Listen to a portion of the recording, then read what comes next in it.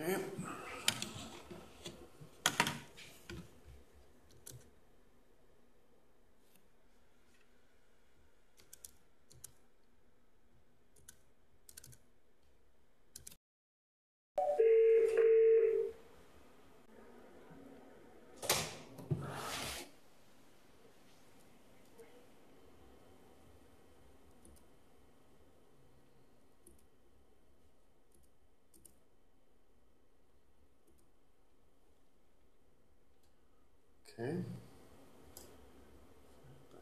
Chromis.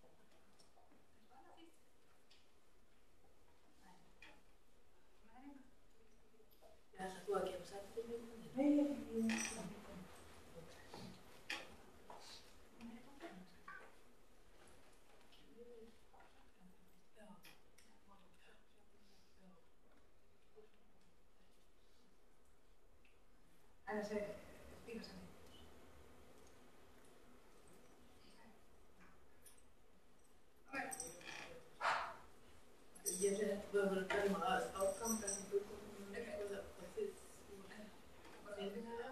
skólaafgangur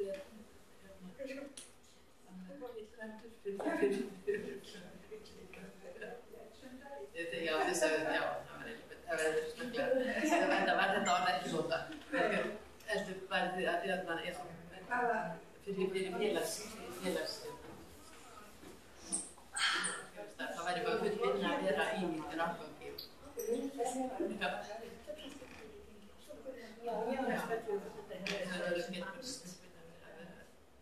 Það verður að þú. Ég og Ketil það er ekki það var bara bestmannsrendar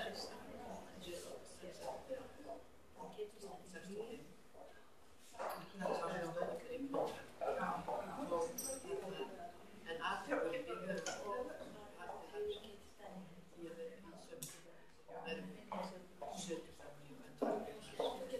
þetta gæti verið þetta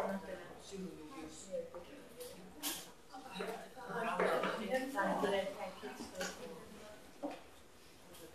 er bara við pensum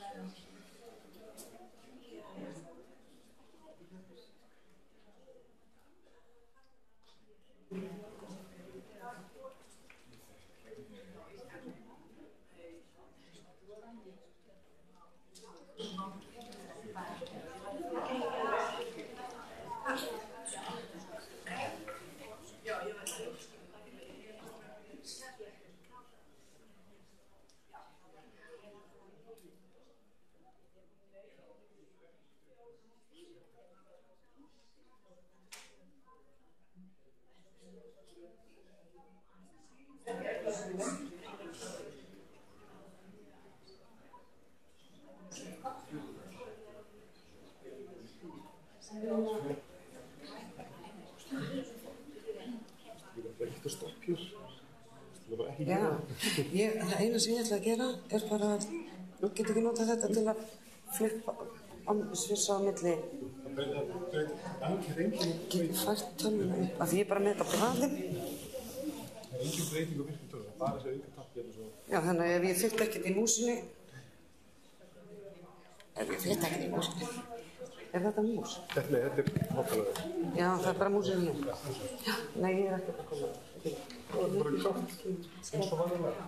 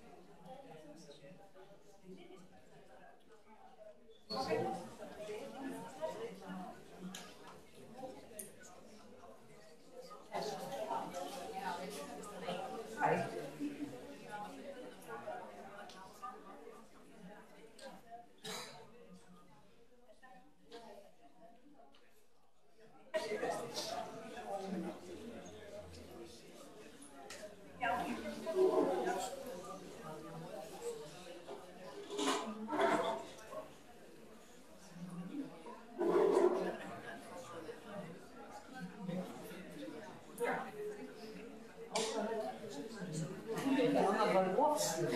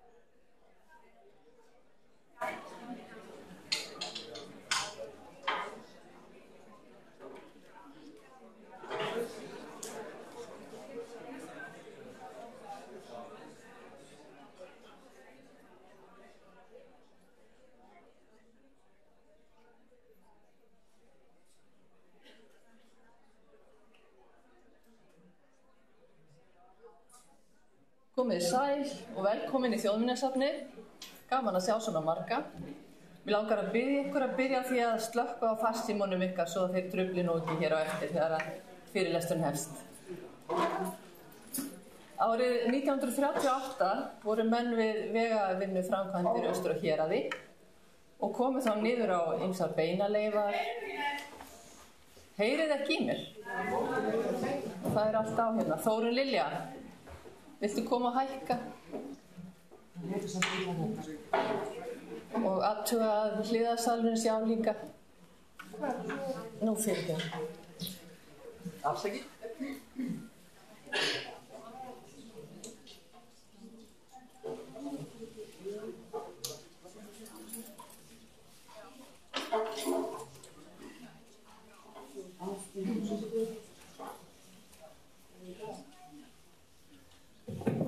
Nú áttu að vera betra. Heyrist betur í mér? Já, það verður ekki betra en þetta. Ég skal tala hátt. Freyja er svo raddsterk, þetta verður allt í lagi eftir. En sem sagt þarna fundust ýmsar leifar, beinaleifar, klæði og skartgripir og fleira og mönnum var ljóst að þeir eru komið niður á Kuml frá landnámstíma. Matthías Þórðarson sem þá var þjóðminjavörður tók þetta allt til handagags og kom fyrir hér í geymslum.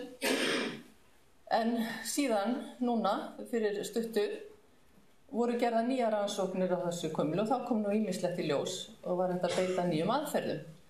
Og hér er komin Freyja Hlíðqvist Ómarsdóttir, sérfræðingur í Munasafni Þjóðminjasafnsins og hún ætlar að segja okkur frá þessum rannsóknum, undirbúningi sýningarinnar sem er hér uppi á annarri hæð og hvernig þetta gekk allt fyrir sig.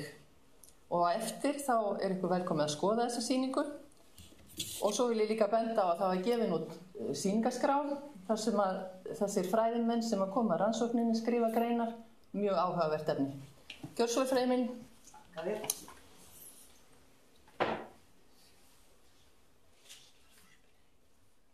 Mér var kalt. Já, ég ætla að vera í hestálpunni hans afa því að mér var kalt hérna. Komið sæl. Í þessu erindi ætla ég ekki að fara ítarlega í þær rannsóknir sem gerðar voru á Ketilsstaðakumlinu né niðurstöðu þeirra. Það má fræðast bæði á sýningunni hérna uppi og svo enn frekar í sýningabókinni sem Bryndís sýndi ykkur og fæst hér í safnbúðinni. Og það var enn fremur haldið málþing fyrir ekki svo lengur síðan. Ég ætla hins vegar að tala verkefnið í heild, þróun þess frá því að fór á stað fyrir rúmu 2 árum síðan, aðeins sýningagerðina og ýmis álitamál og siðferðislegar spurningar sem við stóðum frammi fyrir. Og svo kem ég inn á sitthvað fleira smátteri. Og það er rétt að taka fram að ég er ekki einn þeirra sérfræðinga sem kom með beinum hætti að framkvæmd rannsókna. Mín aðkoma helgaðist fyrst og fremst að starfi mínu í Munasafni Þjóðminjasafnsins og ekki síður vegna þess hversu ótrúlega spennandi verkefni varð. Ég hreinlega heillaðist. Og fyrir manneski eins og mig, sem er haldin forvitni á lokastigi, varð einfaldlega ógerlegt að slíta sig frá þessu verkefni. Sérfræðingarnir komu héðan og þaðan úr heiminum og upplýsingar voru af margvíslegum og ólíkum toga og það urðu afdrif mín að verða eins konar mappa þar sem niðurstöðum var safnað saman og haldið utan þær. Og ég öðlaðist þannig þokkalega yfirsýn yfir verkefnið og var svo einn af sýningarhöfundunum.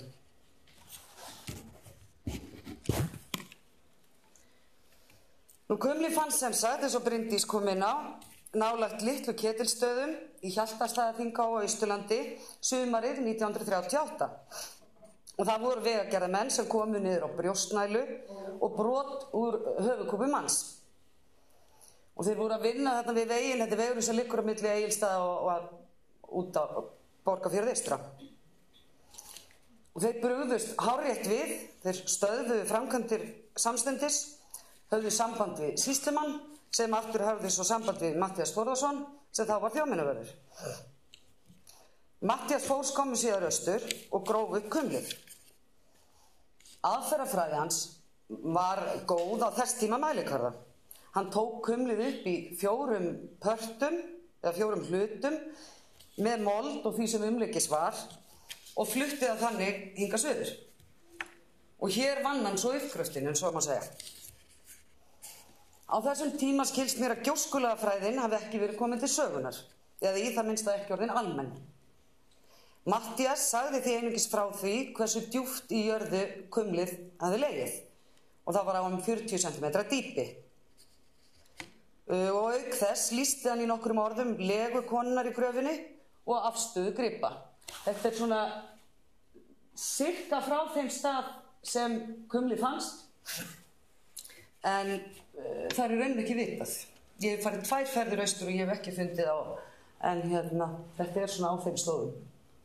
Og þetta er sami vegurinn. Já, því miður hefur okkur ekki tekist að finna ljósmyndir af vettvangi. Þrátt fyrir að Matthías hafi alla jafna tekið myndir á sínum ferðum. Nafnið á sýningunni, Bláklædda konan. Ég var til að byrja með ekki neitt yfir mig hrifin af þessu nafni. enda þrátt fyrir að sjálfsögðu mjög merkilegt að geta greint lit 1000 ára fatnaðarleyfa, þá auðvitað það sem gerir þetta tiltekna kuml einstakt, sú staðreynd að hluti af holdi úr vanga konunnar varðveittist. Slík varðveisla algjörlega einstök hér á landi og stórmerkileg á heimsmælikvarða. Því mjúkvefur varðveittist alla jafn ekki lengi í jörðu. Sú framsýni Matthíasar að koma þessu mjúkvef strax fyrir í formalínlaust, ásamt neðri kjálka og fleiri hlutum andlitsbeina, tryggði það að hann heill enn í dag. Hefði hann ekki gripið til þessara ráðstafana, hefði mjúkvefurinn að sjálfsögðu þornað skjótt, skroppið saman og eyðilagst. En svo við komum aftur á nafngiftinni, bláklæddu konunni. Þá höfðu alla tilraunir með nöfn sem tengdust holdsleifunum og því sem í krukkunni einhverja hluta vegna, sterka tilhneigingu til að vera hálf óhugnanlegar og jafnvel ósmekklegar. Ég var því alveg sátt við bláklæddu konuna.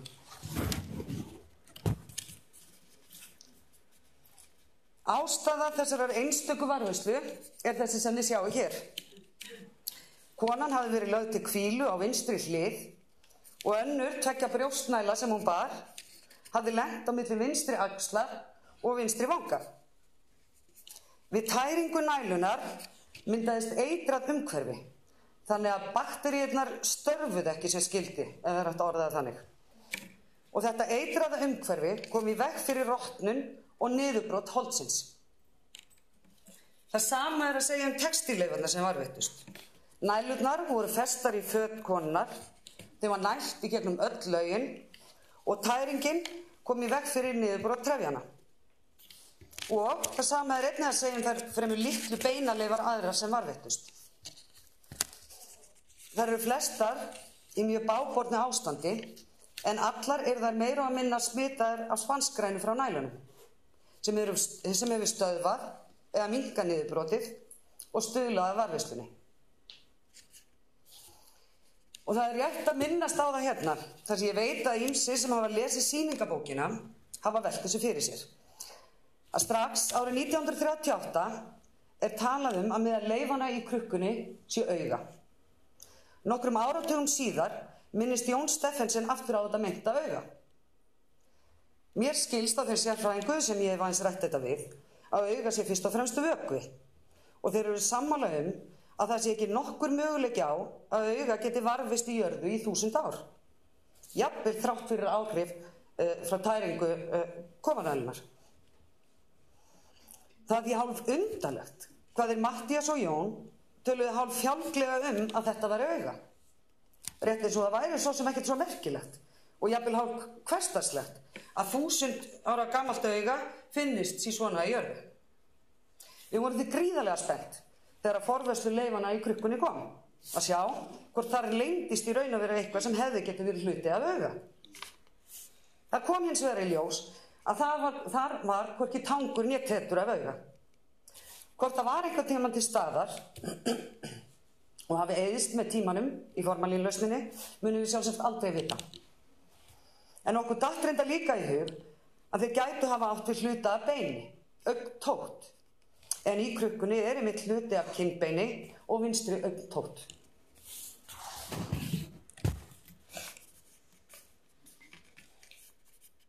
Kveikjan af öllu þessu verkefni nú, að rannsóknunum og að sýningunni, var einmitt svo staðreynd að það þurfti nauðsynlega að ráðast í það að skipta varðveislu vökva á leifunum í krukkunni.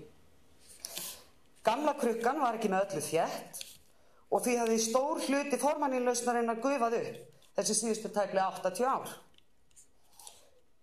Leifarnar voru því töluverðir hættu á að skemmast ef ekki yrði gripið til viðeigandi ráðstöfunar. Þegar leifunum var komið fyrir í lausninni árið 1938 höfðu þær ennfremur verið styrktar með koparvír sem nú var farin að skemma út frá sér. Þáverandi forvörðusafnið, altså þarna 2013, Julia Tubman, leitaði sér upplýsingar til Bretlands varðandi það með hvaða hætti væri best að standa að þeirri forvörslu. Í framhaldinu lagði hún fram tillögu að sýningu. Á sama tíma var mannabeinafræðingur, Joe Walser, að vinna doktorsverkefni sínu hér við safnið. Og hann reyndar enn að vinna því verkefni. Og ennfremur vildi svo til að Michelle Smith, textílfræðingur frá Kanada, var hér stödd við rannsóknarverkefni.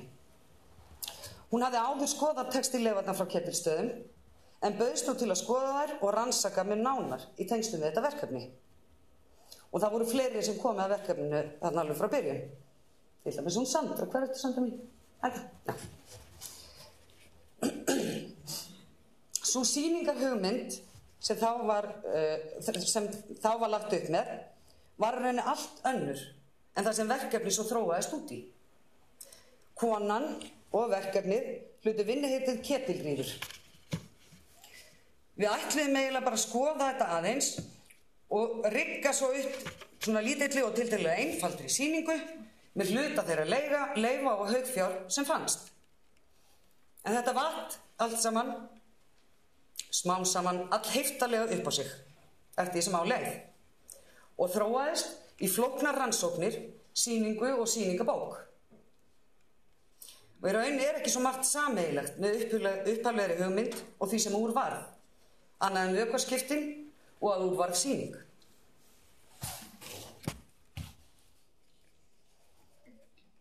Eftir ráðlegginguna var ákvörðun tekin að skipta krukku og setja holdsleifarnar í parafín í stað eitraðrar formalínslausnar. Holdsleifarnar eru gríðarlega viðkvæmar og auðséð að það þyrfti að takmarka sem mest meðhöndlun þeirra. Til þess að þetta væri mögulegt þurfti að skera gömlu krukkuna og Julia, forvörðurinn, lagðist í strangar æfingar í glerskurði á sultukrukkum áður en hún vatt sér í verkið. Hún hefur síðan sagt að það sem hún óttaðist mest við vökvaskiptin, fyrir utan það að skurður krukkuna gæti skemmt leifarnar, var það hvað hún var stressuð við verkið og skjálfhent. Og þar af leiðandi hrædd að hreinlega missa leifarnar eða valda þeim skaða á annan hátt. Þetta gekk þó blessunlega allt saman vel. Út frá lýsingum á legukonunnar í gröfinni gerðum við svo tilraunir, hávísindarlega hérna, eins og þið sjáið, á því hvernig hún hefði mögulega legið, þannig að önnur kúftanælan hefði lent á milli upphandleggs eða axlar og vinstri vangans. Fjöldi fólks hér innanlands og ytra komið að verkefninu, altså heildarverkefninu, ekki þessu tiltekna. Og það jók verulega flækjustigið að þeir sem að rannsóknunum stóðu voru á hinum ýmsu stöðum í heiminum. Og samskiptin þurftu mörg hver að fara fram í gegnum tölvupósta.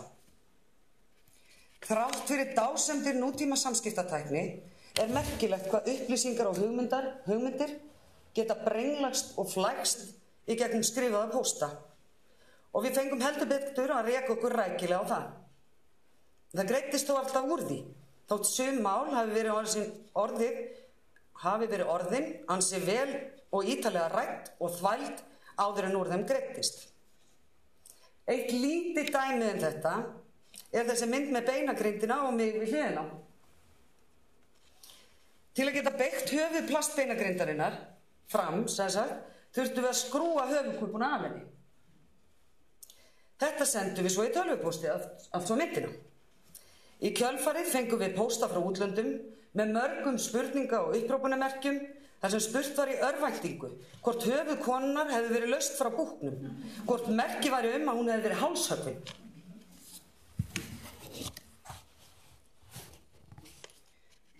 Sumir þættir rannsóknina voru gríðarlega flóknir og erfiðir viðfangs, þar sem varðveittar leifar voru á skornum skammti. Við ákváðum engu að síður að beita þekktum aðferðum á þessar takmörkuðu leifar og draga af þeim ályktanir eða niðurstöður. Fyrir vikið urðu sumar niðurstaðna á nokkuð breiðu mögulegu bili. Þetta á til að mynda við útreikninga á hæð og þyngd konunnar. Vegna þess hve beinaleifar eru takmarkaðar og ennfremur í slæmu ástandi var einungis unnt að setja fram nokkuð breitt bil í báðum tilvikum. Við stóðum að sjálfsögðu frammi fyrir fjölda siðferðislegra spurninga. Einhvern tíma í upphafi, þegar verkefnið var enn mjög ómótað, kom meðal annars upp sú hugmynd að gera eins konar skrítisýningu eða kúríósu. Leifar Ketilsstaðakonunnar eru vissulega forvitnilegar. Þær eru skrýtnar og jafnvel óhugnanlegar. Og ýmislegt fleira furðulegt er varðveitt meðal jarðfundinna gripa í safninu. Þessi hugmynd var hins vegar aldrei rædd af neinni alvöru. En það var okkur alla til ljóst mikilvægi þess að koma fram við efnið að fullri virðingu, sem er ekki hvað síst mikilvægt þegar jarðneskar leifar mannesku er að ræða. Þegar við fórum að skoða efnið kom í ljós að 2 tennur úr efri kjálka konunnar hefðu ekki verið látnar í krukkuna með formalínlausninni. Heldur höfðu þær verið varðveittar með beinaleifum. Þetta höfðu við hvergi séð í neinum gögnum. Langvarandi lega í formalíni flækir verulega möguleika á niðurstöðum úr sýnatökum. Tennur henta hins vegar vel til sýnatöku og til greininga. Og við ákváðum að senda aðra þessara tanna til ísótópagreininga í Bretlandi. Meðal annars í þeirri von að fá upplýsingar uppruna konunnar og mataræði. Við hefðum getað ákveðið að senda þessa tönn heldur til for-DNA-greiningar. Ísótópagreining er hins vegar margfalt ódýrari en for-DNA-greining og hún gefur mun meiri líkur á einhverjum niðurstöðum yfir höfuð. Við ákváðum því að velja þessa leið í þeirri von að fá frekar einhverjar niðurstöður, þrátt fyrir að þær kynnu að verða takmarkaðri en þær sem for-DNA-rannsókn gæti mögulega gefið. Og upphaflega var þetta eina sýnarannsóknin sem við ætluðum að fara í á jarðneskum leifum konunnar.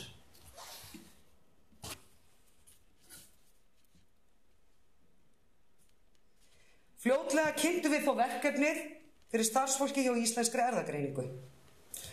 Þau sáu strax hversu áhugavert efni þetta var og buðust til að taka sýni til for-DNA-greiningar sem hluta af stærri yfirstandandi rannsókn sem þau eru að vinna á jarðneskum leifum úr kumlum á Íslandi. Fyrir þessa rannsókn var tekið sýni úr höfuðbeini sem alla jafna hentar vel til sýnatöku.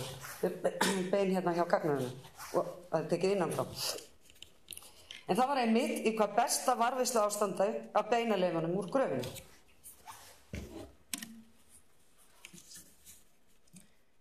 Enn er að vænta niðurstaðna úr þessari greiningu.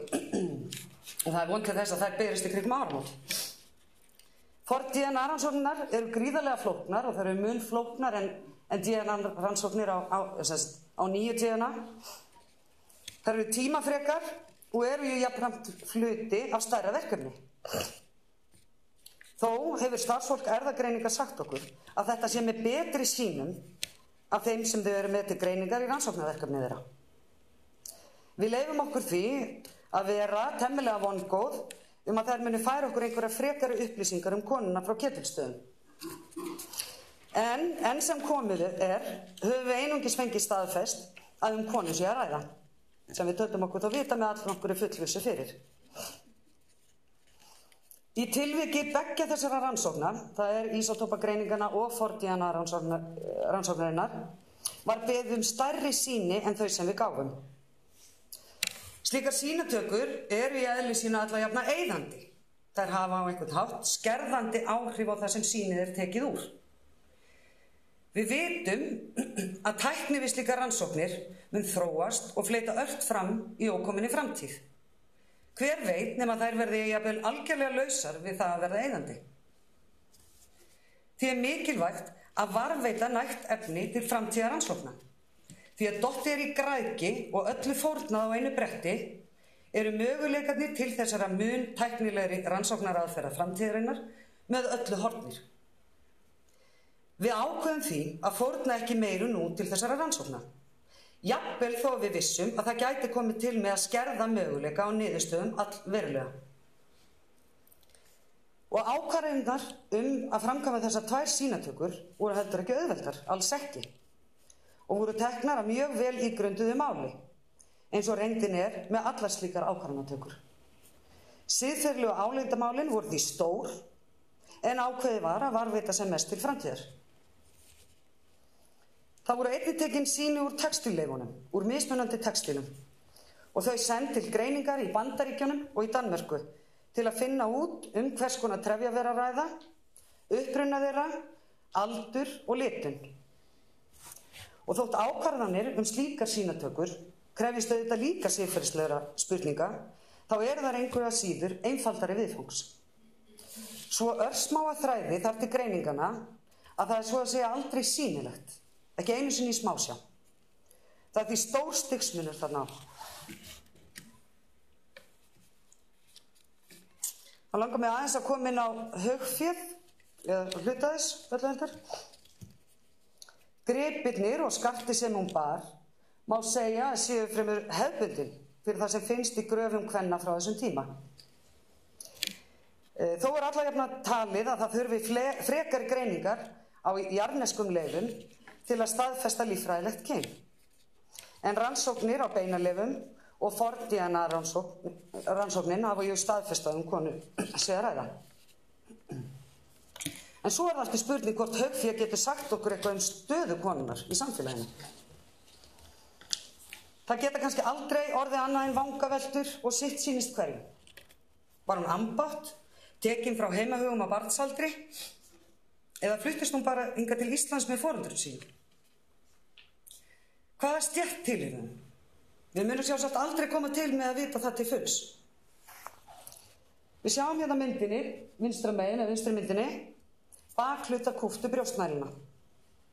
Slíkar nælur eru mjög algengar í gröfum kvenna frá víkingaöld og ein kenning er sú að þær hafi mögulega verið að tákn hjúskaparstöðu, hafi verið ígildi giftingarhengsins í dag. Til hægri sjáum við mynd af stórum hluta perlana sem fundist í konunni. Þær hafa væntanlega flestar tilheyrt svokölluðu steinasörfi, það er festi á milli stóru brjóstnæluna. Perlurnar voru þá fleiri en einni festi. Því leifar af þræði sem fundist inni í einhverjum stærri perlana sýndu að þráðurinn var of sver til að hægt væri að þræða smæstu perlurnar upp á hann. Konan bar 50 perlur og þetta er með ríkulegustu perlufundum úr kumli hér á landi. Margar perlana eru að líkjandi gerðar í Suður-Evrópu og sumar jafnvel enn lengra aðkomnar. Það þýðir þó ekki að konan sjálf hafi haft einhver tengsl við þessi landsvæði. Einungis að einhver tengsl, og þá hugsanlega verslunartengsl, hafi verið við þann heimshluta á þessum tíma eins og reyndar vel er þekkt.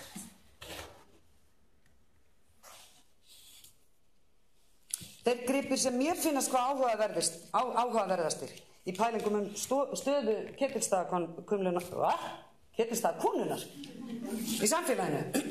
Kuml og kona, þetta er erfitt, og ketilstaðir. Já, stöðanar í samfélaginu eru þessi tvei steinar. Lengi vel voru þeir alltaf skilgreindir sem brýni.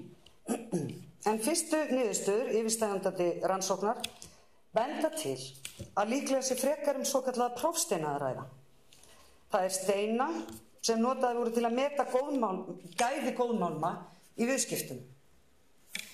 Efnagreining leiddi í ljós að minnstakosti á stærri steininum voru leifar bæði silfurs og blís en hins vegar engar járnleifar.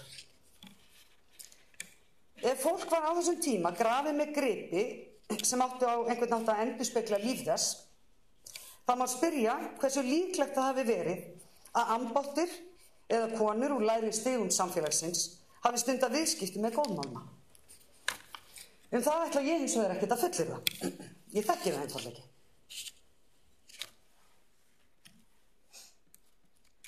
Við gerðum svo djörf að draga þá ályktun að haugféð fyrir utan skartið hafi allt verið látið í einhvers konar kistil. Ástæður þessa eru þær að það var allt á sama stað í kumlunni.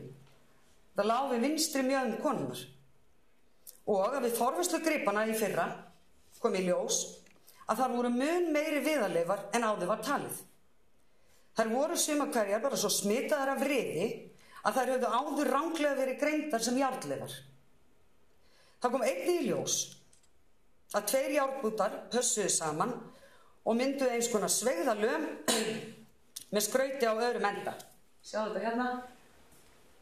Hérna er svona lykkja og það var inni hér í gegn, svo gengur þetta hérna Og hér, þetta sést nú ekki vel á myndinu, það kemur svona laufskraut út hérna sem hvað megin.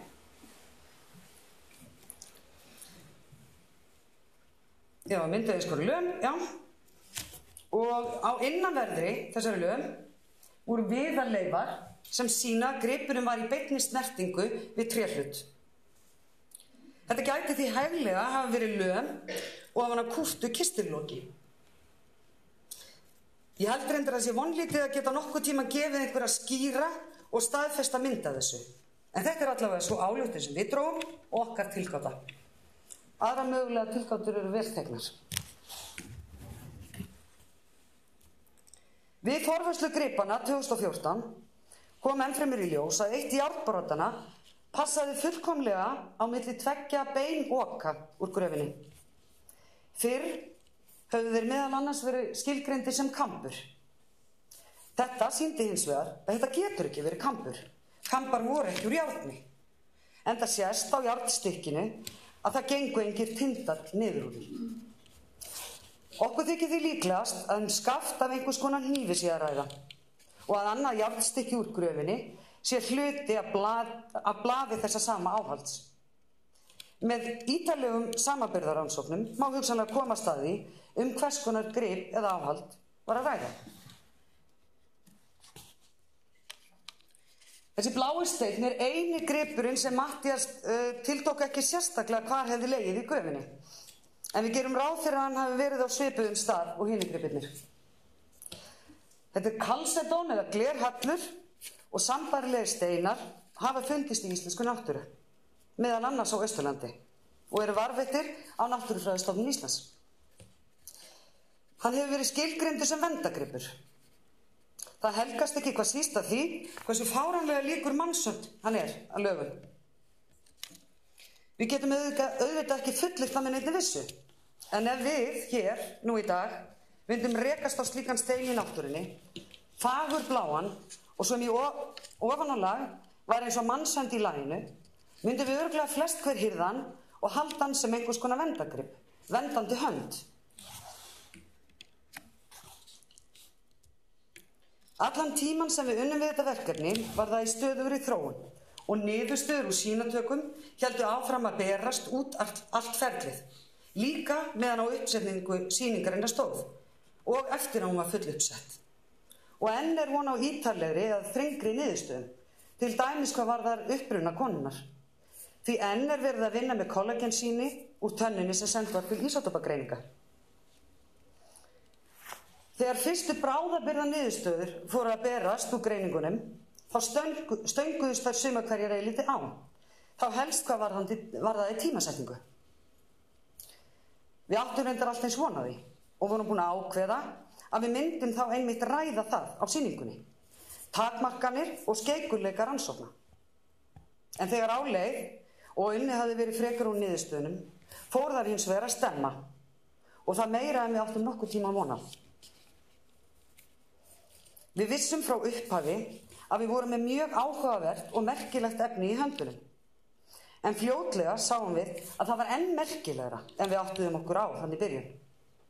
Ég held satt að segja að við höfum ekki haft hugmyndaflug í átt okkur á hvers konar upplýsingar við getum fengið. Við höfðum þá til að mynda samband við RÚV og Kastljós fylgdi framvindu verkefnisins eftir í nokkra mánuði og gerði í skil hennar rétt fyrir opnun sýningarinnar. Hugsanlega verður einhverja fleiri heimildamindagerð að ræða. Nokkur fjöldi erlendra vísinda og fræðimanna og innlendra líka hefur sýnt verkefninu mikinn áhuga. Nú þegar hefur Joe sagt frá því á ráðstefnu í Englandi og framundan er önnur stór ráðstefna í Finnlandi, þar sem óskað var eftir að sagt yrði frá þessu verkefni. Og sitt hvað fleira er á teikniborðinu.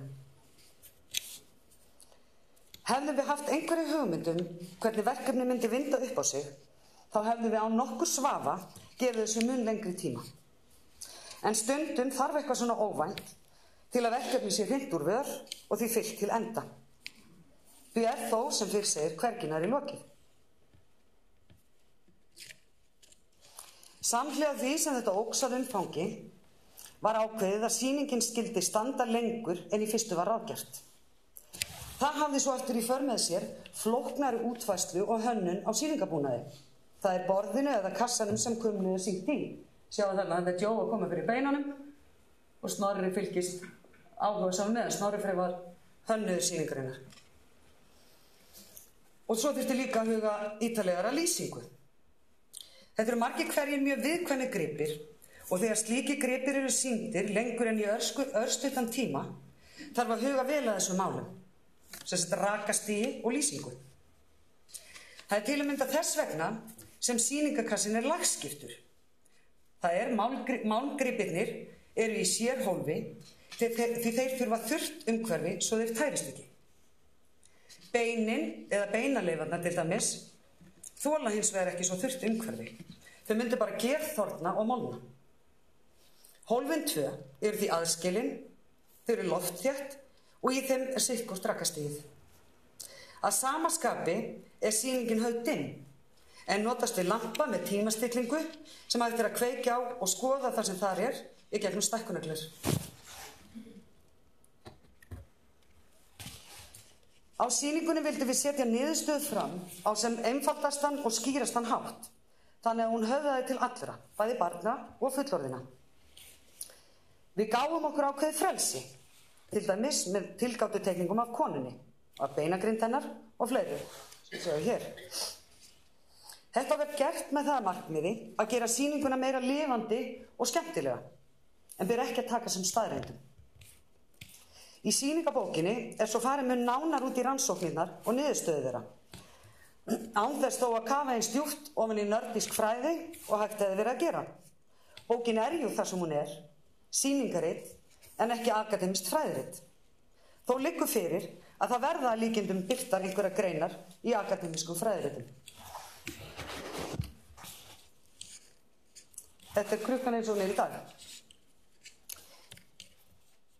Rétt eins og Matthíasi Þórðarsyni hefur ekki órað fyrir hvers konar rannsóknir hægt er að gera í dag, höfum við ekki hugmyndum hvaða möguleika rannsóknir framtíðarinnar munum bjóða upp á. Það var því ekki síður mikilvægur þáttur að bæta aðbúnað þar sem þarna fannst og tryggja góð varðveisluskilyrði til frambúðar. Þetta var frábærlega skemmtilegt og fræðandi verkefni. Ég lærði ótrúlega mikið á að vera þátttakandi í því og er þakklátt fyrir það. Það eru forréttindi að fá að gæjast svona inn í líf einhvers sem var uppi fyrir 1000 árum síðan. Ýmislegt í niðurstöðunum eru staðreyndir, annað túlkanir. Ég er hlynnt í að vera ekki ragur við að draga ályktanir og setja fram túlkanir og tilgátur. Annars verður þetta svo fjandið þurrt og leðilegt. Ég er ennfremur temmilega skeptísk gagnvart vísindarannsóknum og niðurstöðum þeirra. Ég vil ætíð taka þeim með fyrirvara. En þetta er það, sem þið sjáu hér, sem við teljum okkur hafa hugmyndir eða vísbendingar eftir rannsóknirnar sem framkvæmdar voru. Án efa hefði verið hægt að fara út í ítarlegri, dýrari og flóknari rannsóknir en þær sem við gerðum og létum gera. Og spurning hverju það hefði skilað okkur. Þetta er hins vegar það sem var gert núna, á þeim tíma sem við höfðum og við það svigrúm sem við höfum. Og okkur fannst þetta einfaldlega allt of spennandi til að deila þessu ekki áfram. Það hefði ekki verið forsvaranlegt. Ef síðar kemur í ljós að túlkanir og ályktanir hafi verið rangar, þá er það bara þannig. Og skemmtilegt ef framtíðin leiðir eitthvað nýtt í ljós. Reyndar gönduðust við með það í ferlinu. Ef niðurstöðurnar og DNA-rannsókninni myndi svo sína að konan frá Ketilsstöðum hefði verið miðaldra austurlenskur karlmaður. Og þá þakka ég fyrir mig.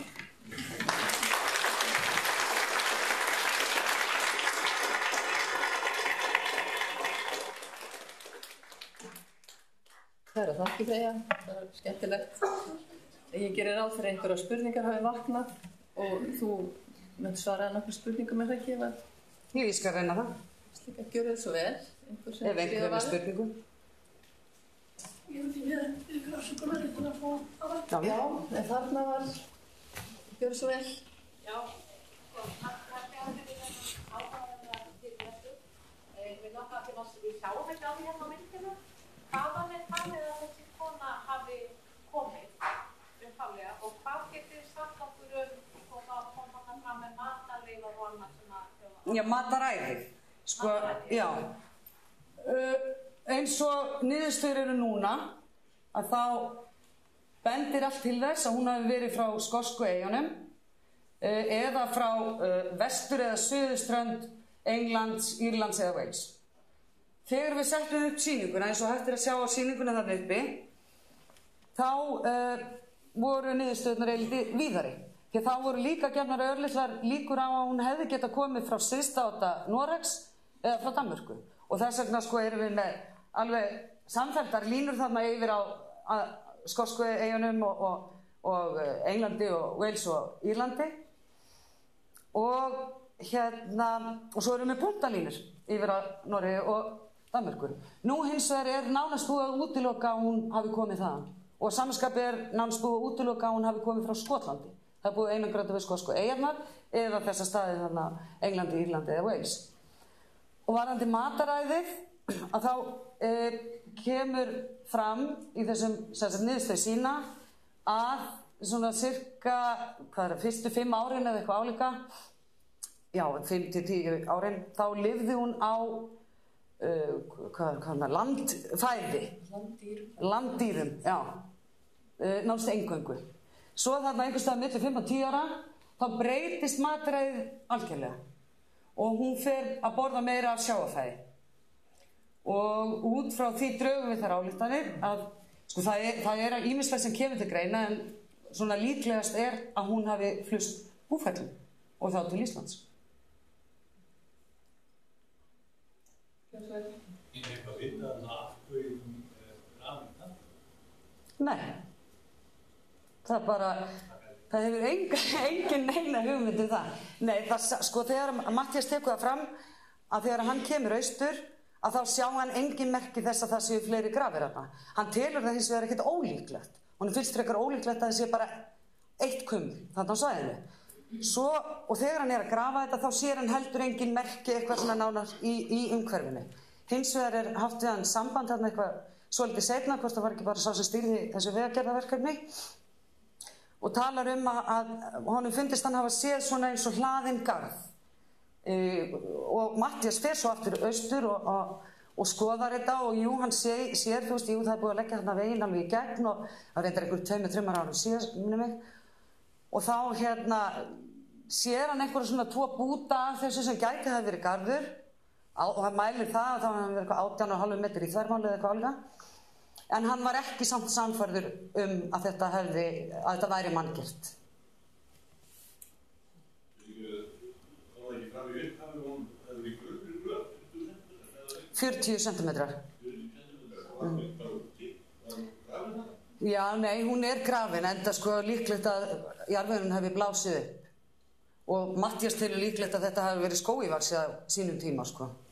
Ég veit ekki hvað hann hefði verið sér. Sko jarðvegur sýttum það mikið á þessum tíma, 40 centimetrar, það er jarðvegskylt, það er ekki á því var úti. Já, ég held að sé samt einhvern veginn þeir rekna það út að það sé ekki möguleiki. Hún hafi hreinlega verið grafin. Hvað segir þið? Stertingar það sem hún liggur í? Þetta var algengt. Á heiðnum tíma var fólk grafið á hliðinni og ein kenning er svo að það hafi verið grafið í þeirri stellingu sem það dó í. Það var ekki grafið liggjandi á bakinu, það kemur með Kristínu, sko. Ég ætlaði að spyrja þetta sama, því að stellingin svo undarleg með höndina svona, Já, ég skal það kemur út frá þessum hávísindalegu rannsóknum þarna sem við gerðum, að við reyndum að prófa, sko, þetta, þegar ég lá þarna og við vorum að begla mig á alla kanta, að þá einfaldlega gekk það ekki upp. Að nælan hefði getað lent það sem hún var, út frá sko, spanskrænu á beinum og annað hérna, þá gekk það ekki upp að vera svona. Þannig að við vorum búin að finna það út, en eins og ég segi, þetta er eingöngu tilgátur frá okkur að hún hafi legið svona og það helgast af því að við sáum þetta gæti ekki gengið upp hefði legið svona. Við vorum með þykistunælu og það eina sem gekk upp var að ég hefði hendina svona. Já, ég ætlaði að spyrja stöðu lífsins. Já, en þetta með hvernig hún liggur þannig á vinstri hlið og eins og hann lýsir því, hann talar ekki þetta með hendina til dæmis, hann segir bara að hún hafi verið lögð til hvílu á vinstri hlið, hafi verið lítillega beygð, sem sagt mjamir, en meira hné í hinn áttina. Þannig að þetta einhver, og hann segir ekki meira það, sko. En það mjög hefðbundin staða. Fleiri spurningar? Já, ég ætla aðeins að spyrja, þjóðurleið, talið á þjóðurleið hafi verið þarna á þessu svæði þar sem hún liggur? Ég þekki það bara ekki. Einhver sem fróður það? Nei. Nú ekki vegið lagðir yfir eitthvað í gamla þjóðurleið, ég það ekki. Jú, mér minnir samt, sko, ég las þarna, já, þeir tala nýja vegstæðið, eða eitthvað svo leys. Mér minnir það, þeir orðaði einhvern veginn þannig í bréfinu, sko, sem þeir senda. Já, gjör svo vel. Ég langar að spyrja því það stendur þarna að hún hefði verið í blárri ullarsvöldu með hlýrum. Já. Eru það hlýrarnir sem finnast inn í Nælunni? Já. Það finnst í rauninni allt. Hún var í blárri svöldu, við vitum ekki hvort hún hefur verið opin í hliðunum, semst verið framstykki og afturstykki, eða þau hefur verið heil. En það vitað sérst, já, hún í, það svona léreft seggi eða skyrtusýri, innst, og svo utan að vera henni í þessari bláu ullarsvöldu, og nælurnar eru festar hér. Þær eru til að halda hlýrunum. Hlýrarnir komu einhvern veginn hérna yfir, þeim var vafið svona utanum prjónin eða pinnan í nælunni, og svo fannst líka band, hún var skreitt hérna með spjaldofnu bandi, svundan, og af því að nælurnar eru notað til að festa þetta saman, þá eru leifar af öllu þessu og lagskipt þá inn í nælunni. Þannig að það var hægt að rekja þetta frá innstallagi að innstallagi. Spurning hér, Björnsson. Ég spekulerar góður tannstatus.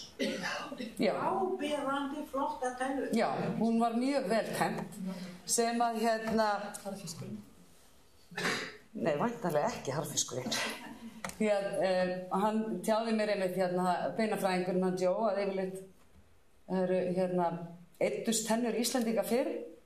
Við borðuðu eitthvað harkalega og svona erfiðara fæði. En bæði helgast það því að hún tiltölulega ung þegar hún deyr. Hún 17 til 25 ára samkvæmt niðurstöðum okkar. Og hún kemur ekki hingað fyrir einhvern tíma 5 til 10 ára. En þær voru í mjög góða ástandi, já. Og það bendir líka til að það studdi að mig minnir þetta að hún hafi verið við tiltölulega góða heilsu. Það allavega á þessum beinalefum sem til eru að svona langvarandi veikindi þau skilja eftir sig merki á beinum, að vísu eru beinin alveg óbúslega illa farin, en af þeim beinalefum sem við höfum þá ekki að sjá hún hafi átti neinn langvarandi veikindi að stríða. Hins vegar á tönnunum, ég veit ekki hvort það sést, ekki bara þá talar hann þetta mögulega í æsku hafa hún upplifað eitthvað svona, já, mataskortið eitthvað, ég veit ekki hvort það en hann talar það eitthvað sem hann gæti lesið úr. Nú þekki ég þetta ekki, ég ekki sérfræðingur þessi, en það einhver rák í tannum. Þekktir, eitthvað tannlæknir sem veit hvað það... Joe Joe, hvað ertu? Hvað Joe? Yeah, Joe, the stripe here on in the teeth. What was that all about? Oh, no, I thought you said no, not below, in the teeth. Yes. That one.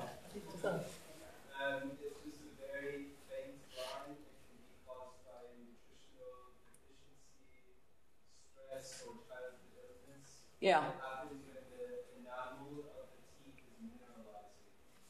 Yeah, okay. If there's a disruption in health during that period, will leave traces in the teeth. Já. Náðuðu þessu. Það hefur verið eitthvað tímabil. Enamel hypoplasia? Nei, hún hefur vantarlega upplifað eitthvað smá tímabil, næringaskorts eða einhvers konar veikinda, en þetta ekki merki alvarlega langvarandi veikindi. Nú held ég að við þurfum að fara að ljúka þessu, en ykkur er velkomið að fara upp og þá getið þið farið hérna megin, hérna aftan til í salnum og upp á aðra hæð til hægri til þess að líta á sýninguna. Þar getið þið lesið ykkur betur til niðurstöður og fleira. Takk ykkur kærlega fyrir komin í dag. Takk.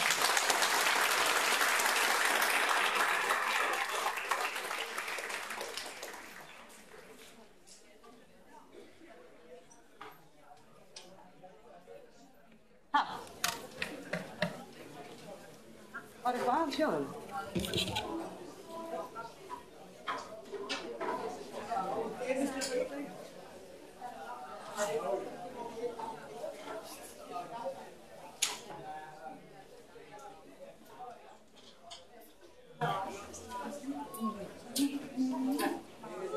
Já, það þrisvar, það helst ánægilegt í fællu.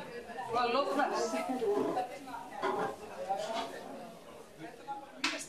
Ég spyrja þig að því þessu hefnumskjörtu. Já.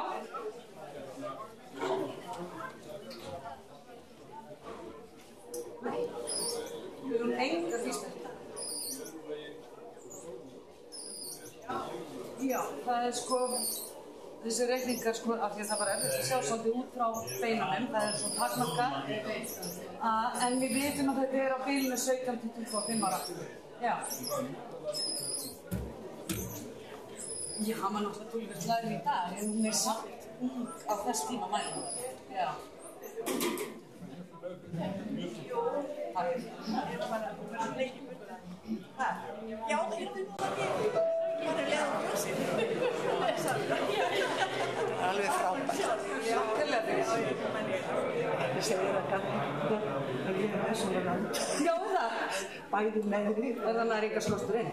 Og það að vera rannsaka því að já. Hvað þetta væri, tannlæknar, fjöxtu bing. Já, þetta er eitthvað, það er tímabili. Já, en þetta er alveg líka aftan. Já. Ég þótti afskaplega. Já. Og meiri segja svona í bóðum að já, ég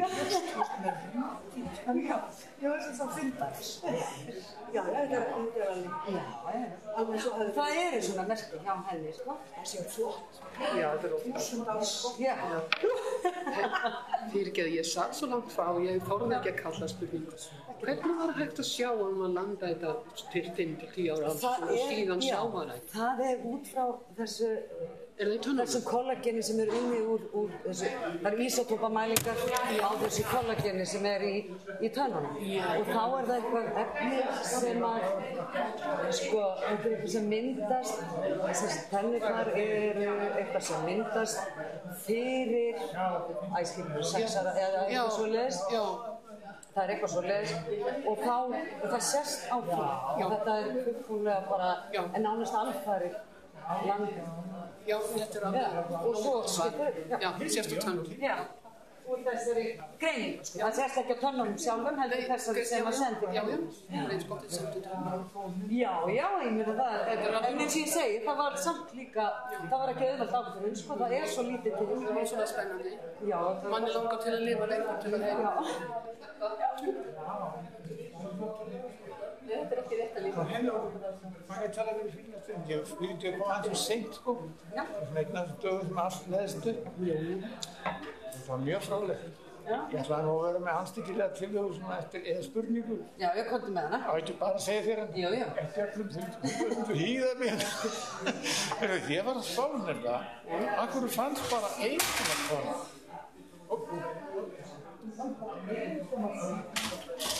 Við þetta tækifæri. Þetta er ekki eina kvenkumli sem við höfum fundist. Nei. En þeir fóru ekkert út í fleiri rannsóknir þarna eins og á þessum tíma. Hann finnur þetta, eða þegar Matti skrifur þetta upp, að þá segir hann líka að honum finnist líklegt að það séu fleiri þarna í kring, sko. En hann sagði að það er ekkert á yfirborðinu sem sést, þannig að það er eins og að leita náli í heystak, þú þarf bara að grafa á allt upp. En já, ok, ég bara spá, akkur finnast þá ekki fleiri svona svipuð, sko? Það finnast þá alltaf reglulega kuml, sko. Það fundist yfir 300 kuml, sko. Já. Er til svona einhverlega rannsóknir það? Nei, þetta er væntanlega það sem nú er best rannsakað, sko. En það, já. Það kom með svona lásið djók sem Ef fannst bara ein svona kona þarna og hérna var kannski skúr þjóðfélaginu, það var eina sanna upprunlega á leiti. Það fjöldi til. Já. En þessi merkileg út af þessu að hún sem einstaka því að fundist þessar holdsleifar, sko. Já. Það hefur aldrei gerst áður. Og finnst yfir höfuð ekki bara mjög sjálfgeft í heiminum þetta, því þetta ekki múmía, þetta ekki eins og mýrafólkið, þetta bara í jörðu og það gerist yfir, bara ekki. Ég mista því þú verður bara að kíkja upp á sýninguna. Já, en hvernig stóð á því að þetta gætt varðist? Það var út af því að hún var með koparnælur og það myndi svona eitur áhrif, þannig í rauninni rotnunin gat ekki, bakteríurnar gat ekki starfa, bakteríurnar sem stýra rotnuninni, þannig að rotnunin stöðast. Já, sko, alltaf læri maður eitthvað nýtt. Þú verður að kíkja og sjá þetta. Er til upplýsingablaði eitthvað með þetta? Nei, þetta bara það, eins og svo gáðu út sýningabók bara sem seld í búðinu hérna. Þetta meðlan? Já, það sem farum við í rannsóknina og svo. Það hægt að lesa meira inn í. Já. Mun ítalega að lesa þetta. En það, ok, það er að kafa hvað sem þá aðeins lengur neitt tími eða svo. Já, það var mjög gott og gaman. Já, takk fyrir það. Jæja, Freyja, þá ertu lausið þetta.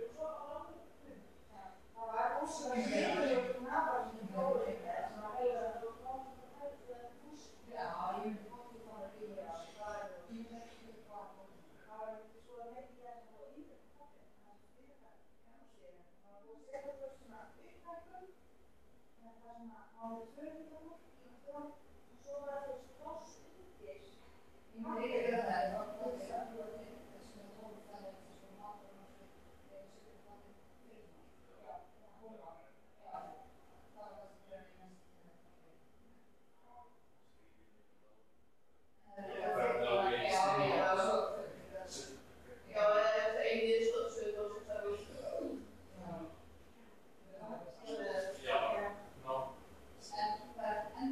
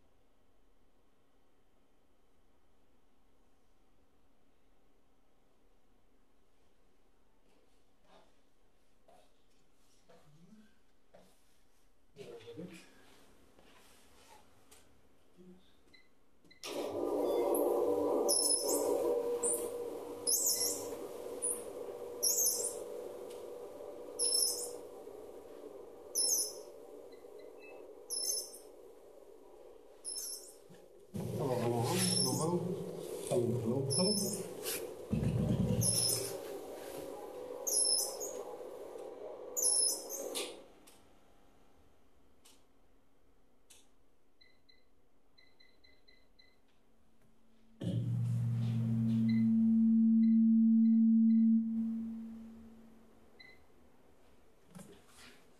Halló, halló, halló, halló, halló. Tala hátt og skýrt. Voðalega gott, bla bla bla. Góðan daginn.